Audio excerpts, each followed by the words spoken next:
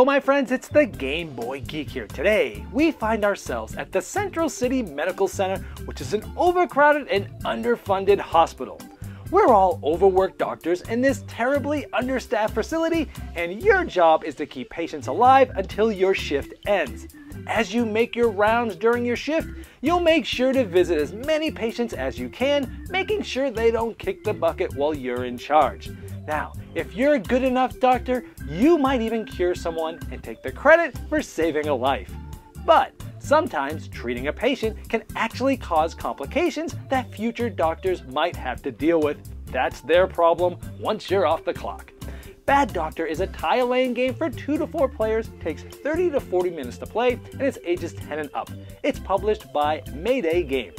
Today we'll be doing a rule school. Well, I'm going to teach you how to set up and play the game so that you don't have to read the rulebook yourself. Now, I've placed timestamps below me in the description of this video, just in case you want to jump to a specific section of the rules. Without further ado, let's get started.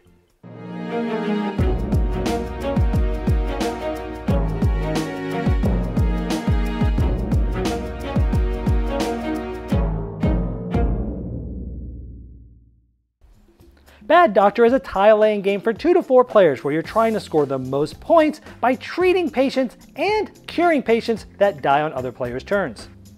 On your turn, you'll be drawing tiles to help get ready to treat patients, and you can place some of your tiles onto patients to cure their maladies. If all the maladies are cured on your turn, you have cured the patient and you'll get to score, but no one else will. But watch out, because if a patient isn't visited and has no more room for complications, then the patient dies on your turn and everyone else that has treated that patient will score and you won't. But there's multiple patients you can work on at once, so you always have things you can do. And each tile you place will have some special actions that trigger when you place them. So let's see if you can play your tiles in the best way and have the most points at the end of the game. To set up, each player is going to select their doctor and take that doctor board and place it in front of them. If you're playing with less than 4 players, any doctors not selected can be removed from the game and placed back in the box. Once you have the doctor board in front of you, you're going to take a certain amount of the corresponding doctor markers. They have the same color and the same doctor's name. You're going to place these in the supply. Now, depending on the amount of players, you'll have a certain amount. For a 2-player game, you'll use all 20 of them. For a 3-player game, you'll use 18 of them. And for a 4-player game like here, you'll use 15 of them. Any of them not being used this game can be placed back in the box. Next, you'll shuffle up all of the treatment tiles. The backside looks like this, and you'll stack them up. You're going to give each player 2 of these. And you'll place these face up in front of yourselves. The treatment tiles are always able to be seen by other players. You'll then place the rest of those treatment tiles face down in a stack close to the center of the playing area. You'll then find the patient tiles. They have the ambulance on the back side of them. You're going to shuffle those up and you're going to locate the 4 starting patients. Now, these are easy to locate because they say starting patient on them and they're double-sided. They have the same thing on both sides. Now, you want to set them up so there's some space in between these 4 because there's going to be tiles being placed and connected to these, and the patients can never connect with each other throughout the game. You'll place one of the shift tokens on each of the 4 patients X side up. The 5th token you can put off to the side. That will come into play later. Next, place the 15 Complication Cubes in a pile within reach of all players. The object of the game is to have the most of your doctor markers in your score pile at the end of the game. And you'll score these by treating patients and curing those patients that you've treated, or having patients die on other players' turns that you've treated. The first player is the one that's most recently seen a doctor. The game is played over multiple rounds. Each round, players will take turn in clockwise order. On a player's turn, they'll do up to 4 different things. First, they'll perform 2 actions. They'll either draw a treatment tile or place a treatment tile.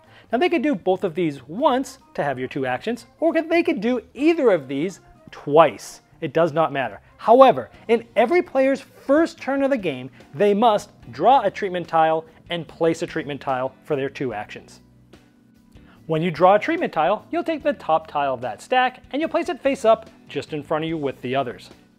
So we just drew this tile and placed it face up with the others like this. Now, you can never have more than 5 treatment tiles. Here I have 3. If you already have 5, you can never draw another treatment tile for any reason, either on its own or from bonuses that we'll talk about later. Now that we've drawn a tile, the other action we have to do in our first turn is to place a treatment tile. We can place any 3 of these and connect them to a patient that's on the board. For example, let's say we want to place this one. Now here's the treatment tile that we're using. Notice it has a red band-aid. It's the only type of treatment that it has. The other sides are empty. Now if we look at the 4 different patients, 3 of the 4 have that malady, which needs to be remedied. This patient does not. So what we can do is take this and orient it in any direction, and I could attach it to any 3 of these patients just like we see here. Let's connect it to this one here, bruised ego. Always keeping in mind you want to make sure to keep these separate. These will never connect at any point in time. After placing that treatment tile, the first thing you'll do is perform a treatment tile bonus. It's written in this purple banner here. It says draw 1 treatment tile. And just as before, we would draw a treatment tile and place it in front of our board, face up, remembering never to have more than 5. Next, you're going to flip over this shift token from the X side to the check mark side. This means that this patient was visited this turn. A patient is considered visited if a treatment tile is either added or removed from a patient, or when a complication cube is either added or removed from a patient. Now these will happen through different bonuses and things that we'll go over later, but just keep that in mind. You'll then take one of your doctor tokens and place it over the malady that was cured. Now if when placing one of these you don't have any left in your supply, you can decide to take one from another patient and place it on here, but keep in mind that does not make any other patients visited. Now if you didn't have any left and you did not want to move one of these markers from another patient, you would still get the bonus from the treatment tile and this patient would still be visited. After you've performed your 2 actions, you then score points if a patient is cured. We're going to go over curing a patient a little bit later. You then add complication cubes to any non-visited patients. And by looking at these shift tokens, none of these 3 were visited, so they will all get a complication cube and they go on an open heart spot. We'll talk about what happens when these fill up a little bit later. You then prepare for the next shift, and here you just check to see if any player has 8 or more doctor markers in their score pile. If so, the game would end. Otherwise, you'd flip over all the shift tokens so that they are all unvisited, and the next player clockwise will take their turn going through all the phases we just spoke about. Keep in mind that there's some useful things on your board like when a patient is visited. Now we're going to go back and show you how a patient might score if they're cured and how does a patient die. So let's pretend we're in the second step here, showing you what happens when a patient is cured. Now we're a little bit further in the game. We see all 4 patients have had some treatments, and now we're going to show you how somebody might get cured in detail. Now you notice this specific patient has treatment tiles on 2 of the sides, and there's no other maladies connected to that treatment tile. So if we were to place a treatment tile like this, now you might be wondering, what are these stars? Those stars are wild, so they can be placed on any malady. So let's say we do this, we would then add 1 patient to the hospital. This is the only time that there'd be 5 patients to the hospital. And then we would place this here. This patient would have been visited. And now, because this specific patient, all the maladies are cured and there's no other maladies on any of the other treatment tiles, this patient is considered cured. Now, for example, if instead of placing this tile, this one was placed, you would see that this has extra maladies on the different treatment tiles, and this patient would not be cured because there's at least 1 malady not yet cured that's attached to this patient. Now let's say this patient looked like this.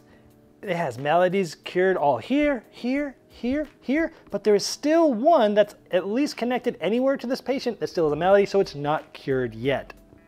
So how would it work if the player placed this tile and cured its final malady touching this patient in any way? This patient would now be cured, and the purple doctor was the one that cured them. Now remember, when you do place a treatment tile, you'll perform the bonus, but we're going to be going over those bonuses later. So at this point, it's cured. The doctor that cured this patient, which is the purple doctor here, is going to take all of their doctor markers that are on the patient and on any of the treatment tiles for this patient, and you'll place them right into your score pile like that. All the other players that have a doctor marker on this cured patient will take their doctor markers off and they'll place them in their supply. They do not get to score these because they were not the ones that cured that patient, even though they had cured some maladies on that patient. Once there's no more doctor markers on any of the tiles, you'll then take all of the treatment tiles that were attached to this specific patient and you'll put them in a discard pile. And so just next to the face down stack of treatment tiles, you can put a face up discard pile. If this pile ever runs out, you can shuffle the discard stack and make a new pile. Now, if it was a starting patient, this patient would get removed from the game. If it was not a starting patient and it was one that was drawn off the stack later in the game, if this patient was then cured, it would then go into a discard pile. It would go right next to the patient draw deck, and it's the discard pile here. If you ever run out of patients, you can shuffle the discard stack and create a new one. And you just saw me draw one off the stack because you're going to replace that patient and you're going to place the shift token to the unvisited side. So that is how you score points if a patient is cured. Let's talk about what happens when you're adding complication cubes and a patient dies. Now let's say it was the red player's turn and this patient was not visited, hence the shift token has the X side. And again, it wasn't visited because no treatment tile or complication cube was either added or removed from the patient. So since they died on the red player's turn, they will need to remove one of their doctor markers from their supply and remove it out of the game. If they have no more in their supply, they must remove one from out on the board anywhere. That player will then also take their doctor markers that are off that specific patient or treatment tiles connected to that patient, and they would place those back into their supply. They do not score these because the patient died on their turn. However, any players that have doctor markers on the patient or any treatment tiles connected to that patient, as long as it wasn't their turn when the patient died, they get to score these by taking all of them that they have, it's just this one for this purple player, and placing it in their score pile. And that's because they helped cure some of the maladies, but it was the other doctor's fault. And so now you know how to go through all 4 stages of a turn, keeping in mind that during the preparing for the next shift, if any player has 8 or more doctor markers in their score pile, the game ends. Whoever has the most doctor markers in their score pile will win. If it's tied, the player who removed the fewest number of doctor markers from the game, resulting from patient deaths, wins the game. If it's still tied, the player with the most doctor markers on existing patients wins the game. So now that you know pretty much everything, let's look at the rest of the bonuses. Here's some of the other bonuses we haven't talked about. This allows you to place an additional treatment tile, keeping in mind that you get to activate the ability of that tile as well, and also keep in mind that every patient that you're adding a tile to is visited for that round. Removing one treatment tile allows you to do just that. Remember, that patient will now be visited. Now this tile is on an edge because it's only connecting the patient. It doesn't connect 2 or more tiles, so this tile can be discarded. Now this doctor marker will then get returned to this doctor's supply, and this patient was visited. This allows you to draw 2 treatment tiles, but keep in mind you can never have more than 5 treatment tiles at any given time.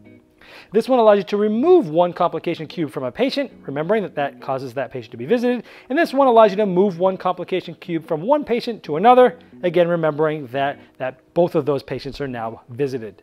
And there must be a space for that other patient to have a cube placed on it. And for an added difficulty, you can play a variant by removing 2 of the wild treatment tiles from the game before you play. It'll make the game a little bit more challenging.